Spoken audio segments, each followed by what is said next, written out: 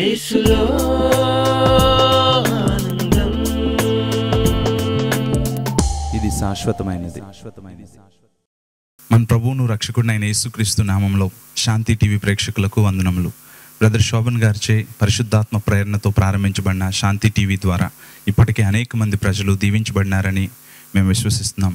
అదేవిధంగా పరిశుద్ధాత్మ ప్రేరణతో ప్రజలకు దేవుని యొక్క శక్తి కలిగిన వాక్యాన్ని అందించాలనే కోరికతో యేసులో ఆనందం అనే కార్యక్రమాన్ని శాంతి టీవీ ద్వారా ప్రసారం చేస్తున్నాం. ఈ కార్యక్రమం ద్వారా మీరందరూ ప్రార్థనాపూర్వకంగా దీవించబడాలని ఆశిస్తున్నాను. దేవుడు మిమ్మల్ని దీవించును గాక. యేసులో ఆనందం. ఇది శాశ్వతమైనది.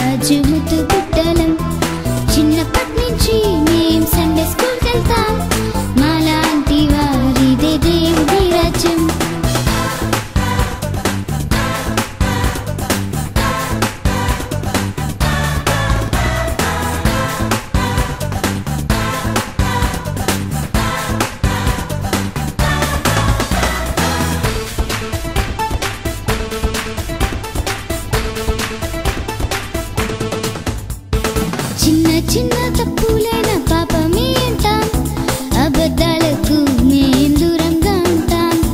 అమ్మ నాన్న చెప్పే మాటలు మేం వింటాం. యేసురాజు దీవెనలన్నీ మాకే సొంతం.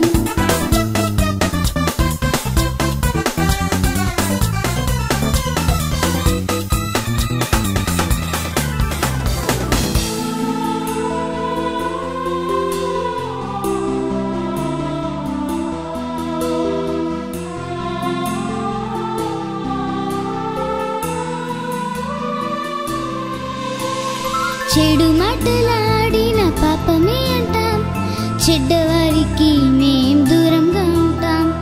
అమ్మ నాన్న కొరకై ప్రార్థన చేస్తాం. యేసురాజు దీవెనలన్నీ మాకే సొంతం.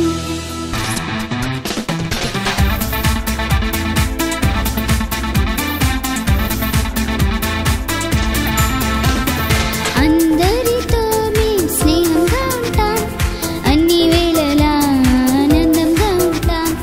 యేసయ్య పాటలు మాకెంతో ఇష్టం. యేసురాజు దీవెనలన్నీ మాకే సొంతం.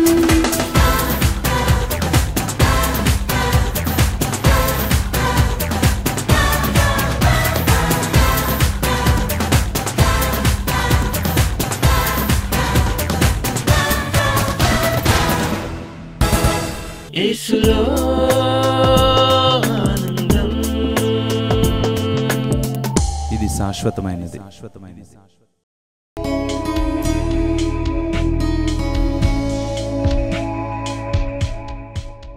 ఈ 100వ కీర్తన మనం చూసుకున్నట్లయితే, సమస్త దేశములారా యెహోవాకు ఉత్సాహ ధ్వని చేయుడి, సంతోషముతో యెహోవాను సేవించుడి, ఉత్సాహ గానము చేయుచు ఆయన సన్నిధికి రండి అని చెప్పి మనం చూస్తున్నాం. సో ఈ విధంగా ఇక్కడ చూసినట్లయితే సంతోషిస్తూ, ఉత్సాహ గానం చేయిస్తూ, ఆనందంతో కీర్తనలు పాడుతూ, ఉత్సాహంగా ఎల్లప్పుడూ దేవుని సన్నిధిలో సంతోషించండి. ఈ మాటలన్నీ కూడా ఈ 100వ కీర్తనలో మనం చూస్తున్నాం. అయితే మన జీవితంలో ఎప్పుడూ ఈ విధంగా సంతోషంగా మనం స్తుతించలేకపోతున్నాం. ఇక్కడ మనం చూస్తే సంతోషంగా దేవుని స్తుతించండి, సమస్త దేశంలారా ఉత్సాహ ధ్వని బిగ్గరగా చేయండి, యెహోవాయే దేవుడని తెలుసుకోండి, ఆయన సన్నిధికి సంతోషంతో రండి అనే మాటలు మనం చూస్తున్నాం. కానీ మన జీవితంలో మనం చూస్తే ఎల్లప్పుడూ ఆయన సన్నిధికి సంతోషంగా రాలేకపోతున్నాం. కానీ ఈ కీర్తనాకారుడు ఏ విధంగా సంతోషంగా దేవుని సన్నిధికి రాగలుగుతున్నాడు? లేకపోతే ఈ కీర్తనాకారుడు ఇతరులకి సంతోషంగా రండి అని చెప్తూ ఎప్పుడు దుఃఖంతో ఈ కీర్తనాకారుడు వస్తున్నాడు అంటే, ఈ కీర్తనాకారుని యొక్క జీవితంలో ఎన్నో కష్టాలు, బాధలు, నష్టాలు ఉన్నప్పటికీ కూడా ఈ కీర్తనకారుడు ఎప్పుడు కూడా దేవుని యందు ఆనందించే ఒక గొప్ప అలవాటును కలిగి ఉన్నాడు. అదేవిధంగా పౌలు భక్తుడు కూడా ఏమన్నాడంటే, మరలా చెప్పుదును ఆనందించుడి, ఎల్లప్పుడూ ప్రభువుని బట్టి ఆనందించండి అని చెప్పన్నాడు. కనుక మన జీవితంలో ఎందుకు మనం ఆనందించలేకపోతున్నాం, మనం ఎందుకు దేవుని సన్నిధికి సంతోషంగా రాలేకపోతున్నాం, మనం ఎందుకు అనేక సార్లు సంతోషంగా ఉండలేకపోతున్నాం అంటే, మనం సేవిస్తున్న దేవుడు, మనల్ని పోషిస్తున్న దేవుడు ఎవరో మనకి తెలియక అనేక సార్లు మన బాధలు మనమే భరిస్తున్నట్టు, మన కష్టాలు మనమే భరిస్తున్నట్టు, మన బాధలు మనమే తీర్చుకొని మన కష్టాల నుంచి మనమే బయటికి రావాలి తప్ప మనకి సహాయం చేసేవారు ఎవరు లేరు అనే ఆలోచనతో ఉండడం వలన మనం సంతోషంగా ఉండలేకపోతున్నాం. కానీ ఈ కీర్తనాకారుడు ఎందుకు ఆనందించగలుగుతున్నాడు దేవుని బట్టి అంటే, మంచి మాట ఇక్కడ ఉంది. అదేంటో తెలుసా? 3వ వచనం చూడండి, వర్స్ 3. యెహోవాయే దేవుడని తెలుసుకున్నడి, ఆయనే మనలను పుట్టించెను, మనము ఆయన వారము, మనము ఆయన ప్రజలము, ఆయన మేపు గొర్రెలము. ఇది మన జీవితంలో, మన హృదయంలో లోతుగా నాటుకుపోవాలి. ఇక్కడేమని అంటున్నాడు తెలుసా?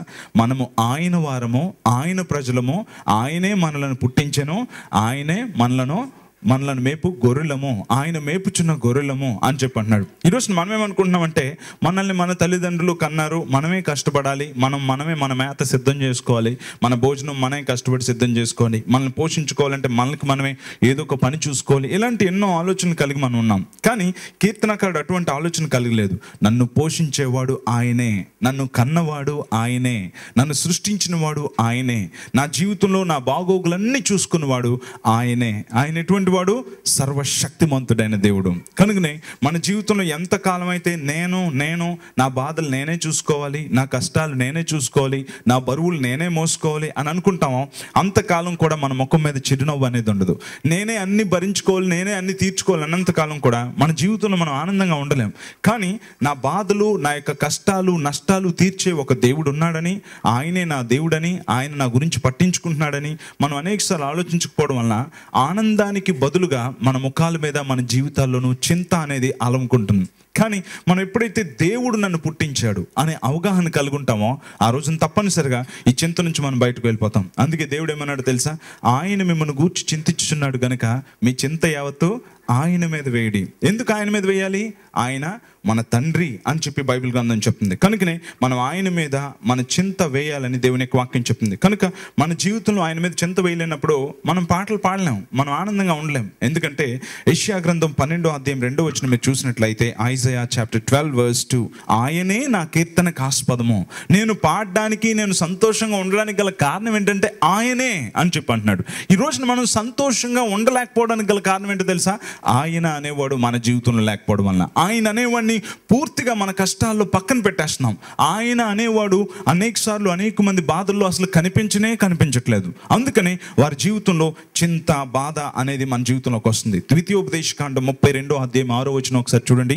ఆయన నిన్ను సృష్టించిన తండ్రి కాడా, ఆయనే నిన్ను పుట్టించి నిన్ను స్థాపించాను. ఈ రోజున బుద్ధి లేని అవివేక జనమా అని చెప్తూ అంటుంటే నాకు ఎంత బాధ అనిపిస్తుంది అంటే, కొన్నిసార్లు మన జీవితంలో మన బాధలు, మన కష్టాలు, మన జీవితంలో వ్యతిరేకతలు వచ్చినప్పుడు మనం ఎందుకు చింతగా ఉన్నామంటే, ఆ చింతను బట్టి మనం ఏమనుకోవాలంటే బుద్ధి లేని అవివేక జనం మేము అని. ఎందుకోసం అంటే, ఆయన నీ తండ్రి కాడా, నీ తండ్రి ఎవరో నీకు తెలుసా? నీ తండ్రి ఎంత శక్తి గలవాడో నీకు తెలుసా?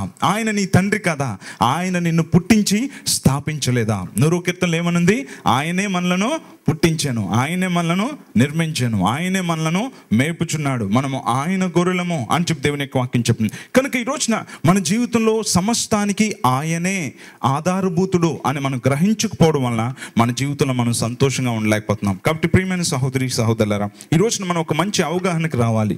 మన జీవితంలో ఎల్లప్పుడూ మనం సమస్త దేశములారా అంటే ప్రతి మనిషి కూడా ఉత్సాహ గానం చేయొచ్చు దేవుని సన్నిధికి రండి. ఎందుకో తెలుసా? ఆయనే మనలను పుట్టించాను, మనము ఆయన వారము. ఆ మాట మీ హృదయంలో ఎప్పుడైనా ఉందా? నువ్వెవరికి చెందినవాడు అంటే నువ్వు ఆయన వాడు. నీ జీవితంలో ఏ పరిస్థితి వచ్చినా సరే ఆ పరిస్థితుల్లో నువ్వు తెలుసుకోవాల్సింది ఏంటో తెలుసా? నేను ఆయన దానను, నేను ఆయన వాడను. ఆమెన్. ఎస్, నేను ఆయన దానను, నేను ఆయన వాడను అన్నది మన జీవితంలో గొప్ప ఉత్తేజాన్ని, ఉత్సాహాన్ని కలుగజేస్తుంది. అంతేకాదు, ఆయనే మనలను పుట్టించెను, మనము ఆయన వారము, మనము ఆయన ప్రజలము, ఆయన మేపు గొర్రెలము. మన జీవితంలో మనల్ని పుట్టించిన వాడు ఆయనే, మనం ఆయన ప్రజలము, ఆయనే మనల్ని పుట్టించాడు, ఆయనే మనల్ని పోషిస్తాడు. సో ఈ మంచి అవగాహన ఈనాటి సంఘానికి లేకపోవడం వలన ప్రతి దానికి చింతతో కృంగిపోవడాన్ని మనం చూస్తున్నాం. కానీ మన దేవుడు ఎప్పుడైతే ఆయన మనం జ్ఞాపకం చేసుకుంటామో ఆ దేవుని యొక్క అద్భుతమైన సహాయం కూడా మనకు అందుతుంది. 33వ కీర్తన 21వ వచనంలో Psalm 33:21 అక్కడేమనుందో తెలుసా? ఆయనే మనకి సహాయమును కేడుమనై ఉన్నాడు అని చెప్పి అక్కడ దేవుని యొక్క వాక్యం చెప్తుంది. ఆయనే మనకి సహాయమై ఉన్నాడు, ఆయనే మనకు కేడమై ఉన్నాడు అని చెప్పి దేవుని యొక్క వాక్యం చెప్తుంది. కనుక ఈ రోజున ఇంత గొప్ప దేవుడు మనకి సహాయంగా ఉన్నాడు అని మనం గ్రహించకపోవడం వలన మనం ఉత్సాహగానం చేయలేని పరిస్థితిలో ఉన్నాం. 147వ కీర్తన 14వ వచనం మీరు చూసినట్లయితే, ఆయనే మనల్ని సృష్టించెను, ఆయనే మన సరిహద్దుల్లో సమాధానము కలుగజేయవాడు, ఆయనే మనకి మంచి గోధుమలతో మనల్ని తృప్తిపరిచేవాడు. చూసారండి, ఆయనే ఆయనే ఆయనే మనకి గోధుమలు ఇచ్చేవాడు, మనకి మంచి గోధుమలు ఇచ్చేవాడు, మనకి కొండ తేనెనిచ్చేవాడు, మన సరిహద్దుల్లో సమాధానాన్ని కలుగు చేసేవాడు, మన కుటుంబంలో ఉన్న ప్రతి సముద్రపు తరంగాలు లాంటివి వచ్చి మన మీద ఉవ్విళ్ళూరుతూ ఎగురుతూ ఉన్న ప్రతి దాన్ని కూడా అణిచేవాడు కూడా ఆయనే. 65వ కీర్తన 7వ వచనం, ఆయనే సముద్రముల ఘోషను వాటి తరంగముల ఘోషను అణచువాడు. ఆయనే ఎవరైనా? ఆయనే మనల్ని పుట్టించిన వాడు, ఆయనే మనల్ని పుట్టించిన ఆయనే ఎంత గొప్పవాడు అంటే సముద్ర తరంగములను సముద్రములను వాటి తరంగములను అణచివేయుడు ఆయనే. మనల్ని పుట్టించిన ఆయనే ఎంత గొప్పవాడో తెలుసా? నీ సరిహద్దుల్లో సమాధానాన్ని కలుగు చేయవాడు మనల్ని పుట్టించేవాడే. ఆయన ఎంత గొప్పవాడో తెలుసా?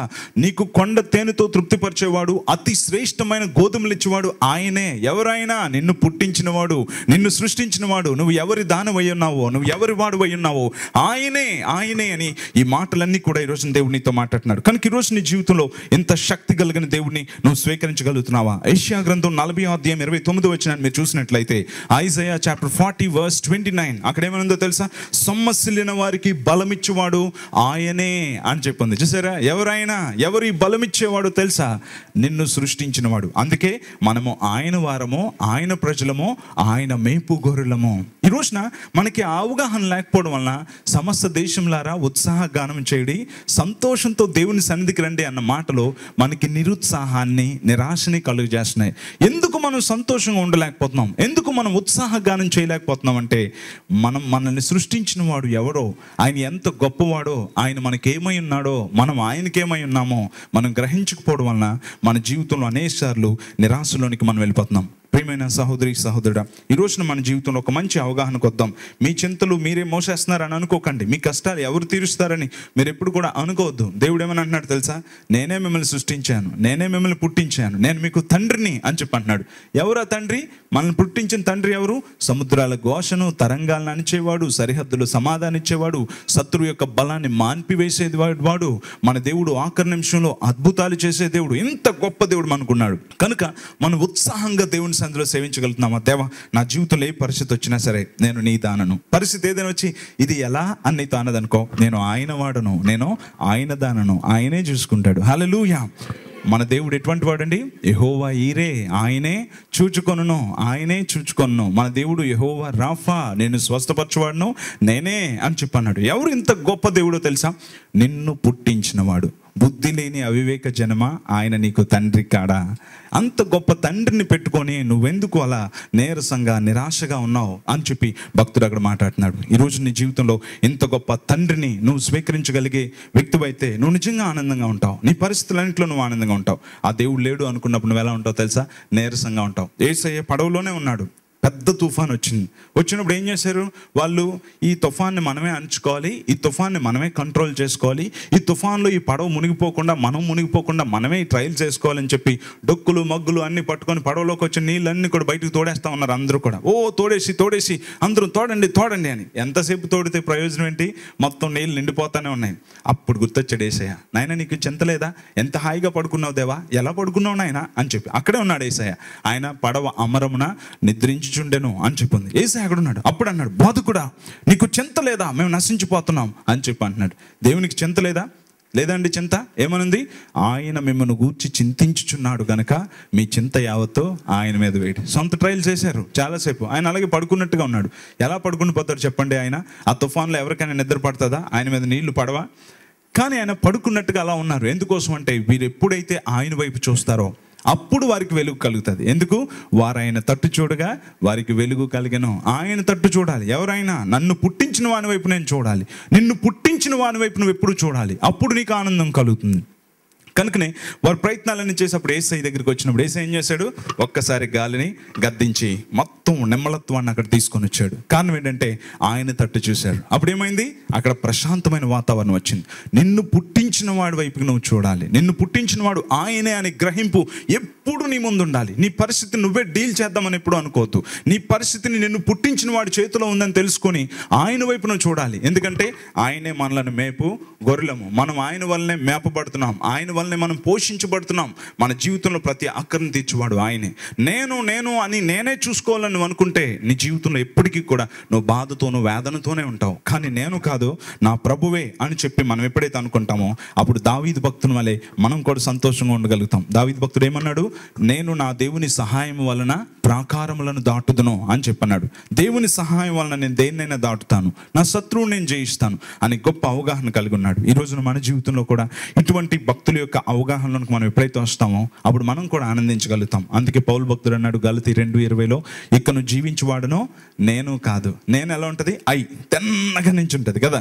నేను అంటూ ఉంటే వాళ్ళ మీద బరువు ఎక్కువైపోతుంది. 102వ కీర్తనలో దేవుడు ఏమని రాయించాడు? నేను ప్రయాణం చేయుచుండగా ఆయన నా బలమును కృంగజేశాను. చూసారా? నేను అనేవాడు ప్రయాణం చేస్తుంటే దేవుడు ఏం చేశాడంటే ఆ వ్యక్తి యొక్క బలాన్ని కృంగజేశాడంట. మన జీవితంలో కూడా నేను అనే పరిస్థితి ఉండకూడదు. See for Christ. ఇక మీదట నేను కాదు, క్రీస్తే నా యందు జీవించుచున్నాడు. కనుక మనం ప్రభు వైపుకి చూసామా మన జీవితంలో సిగ్గుపడిన వ్యక్తులుగా ఉంటాం. మన జీవితంలో మన కష్టాల్ని మనమే డీల్ చేద్దామని అనుకోకుండా ఆయన మన తండ్రి అని ఎప్పుడైతే ఆయన వైపు చూస్తామో ఆ దేవుడు మనల్ని తప్పనిసరిగా కాపాడి మనల్ని విడిపించేవాడుగా ఉంటాడు. జార్జ్ ముల్లర్ అనే గొప్ప దైవజనుడు ఆర్ఫనేజ్ నడిపించేవాడు. కానీ అతని దగ్గర ఉన్న డబ్బులన్నీ కూడా ఒక రోజు మొత్తం నిండుకున్నాయి. శాలరీస్ ఇవ్వడానికి కానీ రేపటి దినాన్ని పేద పిల్లలకు భోజనం పెట్టడానికి కానీ అతని దగ్గర ఏమీ కూడా లేదు. ఆ సమయంలో ఒకలాంటి బాధ వచ్చినప్పుడు వెంటనే మోకరించి, ప్రభువా ఈ యొక్క పిల్లలు నీ వారు, నేను నీ వారిని, మేము మీ ప్రజలము, నీవు మోపే గొర్రెలం కనుక మాకు ఇప్పుడు అవసరం ఉంది, నువ్వు అర్జెంటుగా మాకు సహాయం చేయి తండ్రి అని అటు ఇటు చూడకుండా ప్రభు వైపుకి చూడడం మొదలు పెట్టాడు. అలా చూస్తున్నాడు. రేపు ఉదయం కల్లా ధనం కావాలి, తెల్లవారింది, పిల్లలకి టిఫిన్ పెట్టడానికి ఏమీ లేదు. అలా చూస్తుండగానే ఒక స్త్రీ వచ్చి ఒక మూట ఇచ్చేసి, ఒక చిన్న సంచి ఇచ్చేసి వెళ్ళిపోయింది. ఎందుకో నాకు రాత్రి కల్లో దేవుడు కనిపించి ఈ మూటని కిమ్మని చెప్పాడు, తీసుకో అని ఇచ్చింది. అది తీస్తే అందులో విలువైన వజ్రం ఒకటి, అదేవిధంగా విలువైన నగలు అందులో ఉన్నాయండి. అవన్నీ చూసి దేవుని ఎంత స్తుతించాడంటే, మనము ఆయన వారము, ఆయన ప్రజలము, ఆయన మేపు గొర్రెలం. నిన్ను నీవే మేపేసుకుంటున్నావు అని అనుకుంటున్నావా? లేకపోతే నిన్ను దేవుడు మేపుతున్నాడని నువ్వు అనుకుంటున్నావా? దేవుడు పోషించేవాడైతే సింహపు పిల్లలు లేమి గలవై ఆకలి కొనును, యెహోవా కొరకు ఎదురు చూచే వారికి ఏ మేలు కొదువై ఉండదు. హల్లెలూయా. చూసారా? సో ఈ యొక్క వ్యక్తి ఎప్పుడైతే ఆ యొక్క కానుకలను స్వీకరించాడో ఎంతో ఆనందంతో వెంటనే అందులో ఉన్న వజ్రాన్ని తీసుకొని కిటికీ మీద యెహోవా ఈరే అని రాసి అది అమ్మి అనేక నెలలు ఆ పేద పిల్లల్ని పోషించగలిగాడు. సో ఆయన మీద అనుకున్నప్పుడు ఆయన యొక్క రకమైన ఆయన శక్తితో కూడిన ఆశీర్వాదాలు మనం అనుభవించగలుగుతాం. కీర్తనాకారుడు కూడా అదే అంటున్నాడు, ప్రభువుని బట్టి ఆనందించండి, సంతోషంగా ఉండండి, ఎల్లప్పుడూ సంతోషంగా ఉండండి. ఈనాటి సంఘానికి అది చేత కావట్లేదు. ఎలా సంతోషంగా ఉండాలి? ఎలా సంతోషంగా ఉండగలం? నా ప్రభువు నన్ను పుట్టించాడు, ఆయన నా తండ్రి, నేను ఆయన దానను, ఆయన వాడను, ఆయన వైపు గొర్రెను, దేవుడు నా ప్రతి అవసరాన్ని తీరుస్తాడు అని ఎప్పుడైతే ఆయన వైపు చూస్తామో, నన్ను పోషించేవాడు ఆయన అయితే నేనెందుకు తొందరపడాలి, నన్ను విడిపించేవాడు ఆయన అయితే నేనెందుకు టెన్షన్ పడాలి, నన్ను ఆశీర్వదించేవాడు ఆయన అయితే నేనెందుకు తొందరపడాలి, నా మరణం, నా జీవం, నా జీవితంలో ప్రతి ఘట్టం కూడా సర్వశక్తిమంతుడైన దేవుని చేతిలో ఉంటుండగా నేనెందుకు భయపడాలి? అటువంటి వ్యక్తులు ఎలా ఉంటారు? ఎల్లప్పుడూ ఆనందంగా ఉంటారు. కనుక దేవుడు మనకి సహాయం చేస్తాడు. దేవుడు మనకి తప్పనిసరిగా అద్భుతమైన సహాయాన్ని అందిస్తాడు. కనుక ఎవరికో ఇచ్చేలాగానే నీకు కూడా ఇస్తాడని నువ్వు అనుకోవద్దు. నువ్వు అనుకున్న మార్గంలో దేవునికి సహాయం చేస్తాడు. కనుకనే మన జీవితంలో మనం ఎప్పుడు వేరే మార్గాల్లో చూడకూడదు. ఏలియాకి కాకుల ద్వారా ఆహారం పంపించాడు కనుక నేను కూడా రోడ్డు మీద నించుంటే కాకేమైనా రొట్టె కానీ మాంసం కానీ పడేస్తుందేమో అని మనం ఆలోచించకూడదు. ఏలియాకి ఎలా తీర్చాడో నీకు ఇంకొకలా తీరుస్తాడు. ఒక సువార్తికుడు ఒక రోజున ఒక సాక్ష్యం చదివాడు. ఆ సాక్ష్యంలో ఏంటంటే, ఒక మిషనరీ ఒక ప్రాంతంలో సువార్త ప్రకటిస్తూ వరదల్లో చిక్కుకున్నాడు. వరదల్లో చిక్కున్నాక అతని పీకల లోతుకు నీరు వచ్చేసి మునిగిపోయే పరిస్థితి వచ్చింది. ఆ సమయంలో ఆ వ్యక్తి ఆ నీటిలో మునిగిపోతూనే, దేవా నాకు సహాయం చేయి, నేను ఎందుకు చింతించాలి, నువ్వు నా దేవుడువు కదా, నువ్వు నా తండ్రివి కదా, నాకు సహాయం చేయి అని ప్రార్థన చేసినప్పుడు సడన్గా ఒక మేఘం వచ్చి అతను అక్కడి నుంచి తీసుకెళ్ళి ఒక ఎత్తైన కొండ మీద నిలబెట్టింది. ఈ సాక్ష్యం చదివినాక ఈ వ్యక్తి చాలా దేవుని స్తుతించాడు. దేవుడు ఎంత చక్కగా సహాయం చేశాడు. చేశాడు, ఎంత చక్కగా మన జీవితంలో మనల్ని పట్టించుకుంటాడు. మనం అనుకుంటాం అయిపోతుంది, దేవుడు నాకు అసలు చూడట్లేదు అని చెప్పి. దేవుడు ఏమన్నాడు? ఇశ్రాయేలును కాపాడువాడు కొనుకడు నిద్రపోడు. ఆయన నీ కాసే చూస్తున్నాడు, నీ వైపే ఆయన చూస్తున్నాడు. నువ్వు ఎన్ని శ్రమల్లో ఉన్నావో, ఎన్ని కష్టాల్లో ఉన్నావో అన్నీ ఆయనకి తెలుసు. కానీ నీకు నీ రకంలో తగిన సమయంలో దేవుని జీవితంలో అద్భుతం చేస్తాడు. ఈ మిషనరీ సాక్ష్యం చదివిన తర్వాత అబ్బా దేవుడు ఎంత గొప్పవాడు అనుకున్నాడు. ఒకరోజు ఈ మిషనరీ కారులో వెళ్తా ఉంటే ఈ వ్యక్తి కూడా అలాగే వరదల్లో చిక్కుకున్నాడు. నదిలో చిక్కుకుండి పోయినాక నీళ్లు ఉధృతం పెరిగిపోతా ఉంది. ఇంతవరకు కూడా నీళ్ళు వచ్చేసినాయి. కారు అందులో ఆగిపోయింది. ఆగిపోయినాక ఏం చేయాలో తెలియక సాక్ష్యం గుర్తొచ్చి వెంటనే ప్రార్థించడం మొదలుపెట్టాడు. ఇంత లోతు నీటిలో మునిగిపోతు, ప్రభువా నా కోసం ఒక మేఘాన్ని పంపించి నన్ను రక్షించు అని చెప్పి అలా అన్నాడు. కానీ మేఘం రాలేదు. ఇంతవరకు నీళ్ళు వచ్చేసినాయి, చాలా పైకి నీళ్ళు వచ్చేస్తున్నాయి. ఈ లోపల ఒక పడవ వచ్చింది. పడవ వచ్చినాక ఏమండి రండి మిమ్మల్ని ఒడ్డుకు చేరుస్తాం, వచ్చేయండి అని అన్నారు. చూశాడు, వద్దండి మీరు వెళ్ళిపోండి, నాకు వేరొక సహాయం వస్తుంది అని చెప్పి అన్నాడు. ఏం సహాయం కావాలి ఇతనికి? మేఘమే తీసుకెళ్ళాలి ఇతన్ని కూడా. సో ఆ పడవ వెళ్ళిపోయింది. వెళ్ళిపోయినాక ఇంకా మునిగిపోతుంది. ఇక్కడ వరకు వచ్చేసింది. చివరికి ఏం చేశాడంటే కారు ఎక్కిపోయి కారు మీద నించొని ప్రభువా నాకు సహాయం పంపించు అంటున్నాడు. ఇక్కడ వరకు కారు మీద కూడా నీళ్ళు వచ్చేసినాయి. కారు ఎక్కినా అంతవరకు నీళ్ళు వచ్చినాయి. ప్రభువా నాకు సహాయం పంపించు అని ప్రార్థన చేస్తున్నాడు. నువ్వు నా తండ్రివి కదా, మేము నీ వారము కదా, నీ ప్రజలం కదా అని ప్రార్థన చేస్తున్నాడు. ప్రార్థన చేస్తుంటే ఒక హెలికాప్టర్ వచ్చింది. వచ్చి ఒక తాడు దించి కమాన్ ఈ తాడు పట్టుకొని పైకి రండి, మిమ్మల్ని సేఫ్గా అవతలు దించుతాం అని చెప్పంటే వద్దు వెళ్ళిపోండి, నాకు వేరే సహాయం వస్తుంది అని చెప్పన్నాడు. ఇతనికి మేఘమే రావాలి ఇతనికి కదా. సో హెలికాప్టర్ కూడా వెళ్ళిపోయింది. వెళ్ళిపోయినాక అలాగనే నీళ్ళు పైకి వచ్చి అలా ఇంతవరకు వచ్చి చివరికి ఆ నీటిలోనే కొట్టుకుపోయి చనిపోయాడు.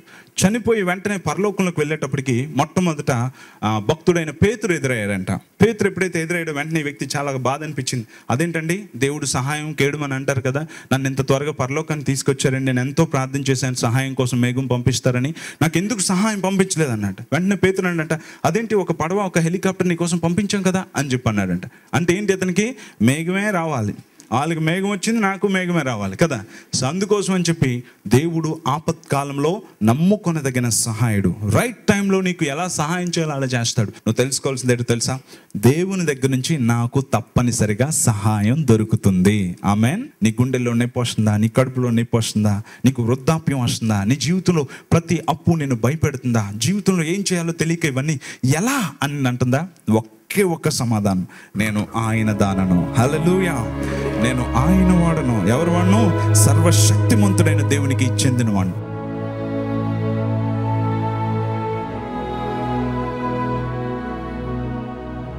మంచి కాపరి తన గొర్రెల కొరకు ప్రాణం పెట్టునని మా కొరకు ప్రాణం పెట్టిన మంచి కాపరి నీకు స్తోత్రాలు చెల్లిస్తున్నాం. మేము నీ వారమని ప్రభువా, ఇంత గొప్ప దేవుని ప్రజలమని నువ్వు మాకు తెలియజేసినందుకు నీకు అన్నాడు. నీవే మమ్మల్ని పుట్టించావు, మమ్మల్ని సృష్టించావు, నీవే మాకు తండ్రివి, నీవే మమ్మల్ని పోషించువాడువు, నీ చేతిలోనే సర్వ సృష్టి కూడా ఉంది గనుక ప్రభువా మా ప్రతి పరిస్థితి మీ స్వాధీనంలో ఉంది గనుక సమస్తాన్ని నెమ్మదిపరిచి సరిహద్దుల్లో సమాధానాన్ని కలుగు చేసే దేవుడు అని నిన్ను పట్టుకొని ఆనందంగా నిన్ను స్తుతించే జనాంగంలో మమ్మల్ని కూడా చేర్చమని అడుగుతున్నాం. ఎంతమంది అశాంతితో, గొడవలతో, అల్లర్లతో, భార్య భర్తలు కొట్లాటలతో ఉన్నారో వారందరినీ దర్శించండి ప్రభువా. ఈ సంవత్సరం వారికి మారు మనసు దయచేయండి.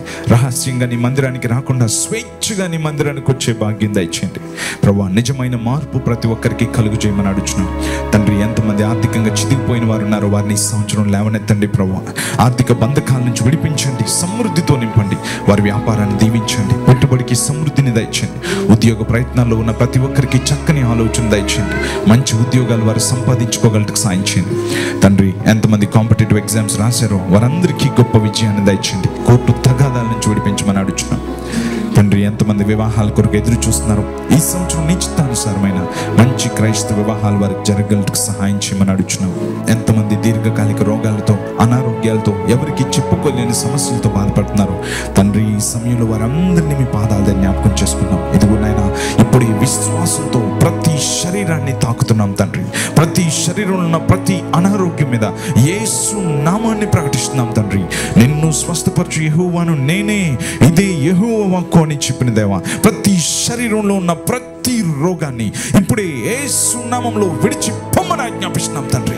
ఇప్పుడు ఈ దివ్య శక్తి ప్రతి శరీరాన్ని తాకునుగాక. గొప్ప స్వస్థత వారికి దయచేయండి. ఈ క్షణంలోనే ప్రభువా సంపూర్తిగా వారికి విడుదలను దయచేయండి.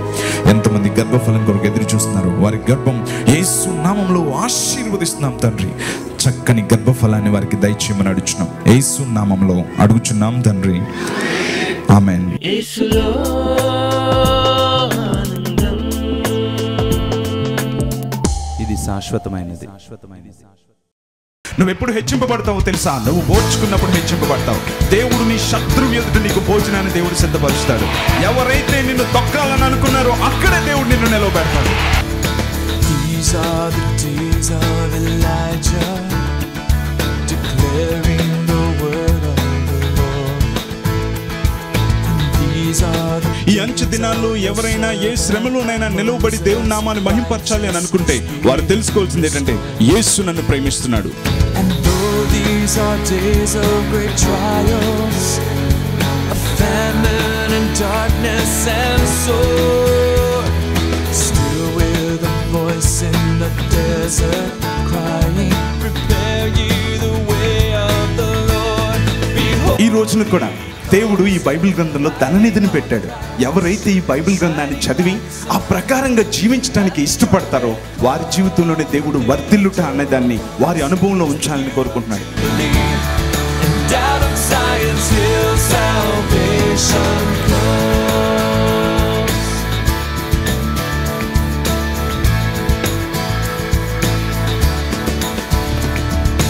These are the days of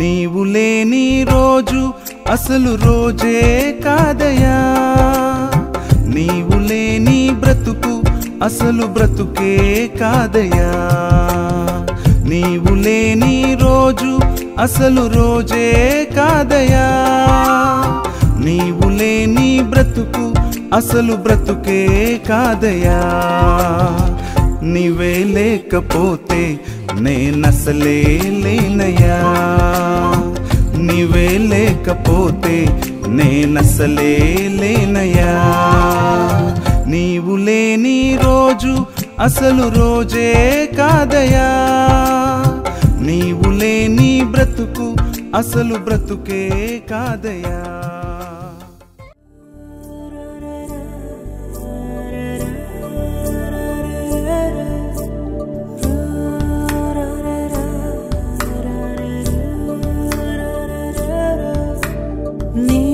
చేతిలో చెక్కుకుంటివి నన్ను ప్రభువా, నీ నీడలో దాచుకుంటివి నన్ను దేవా, నీ చేతిలో చెక్కుకుంటివి నన్ను ప్రభువా, నీ నీడలో దాచుకుంటివి నన్ను దేవా, నీ రెక్కల చాటున దాగుకొని నిన్ను కీర్తించెదను, నీవు చేసిన మేళ్లను తలచుచునే ఇలా జీవించెదను, నా కన్నీ నీవే దేవా, నా బ్రతుకు నీకే ప్రభువా, నా కన్నీ నీవే దేవా, నా బ్రతుకు నీకే ప్రభువా.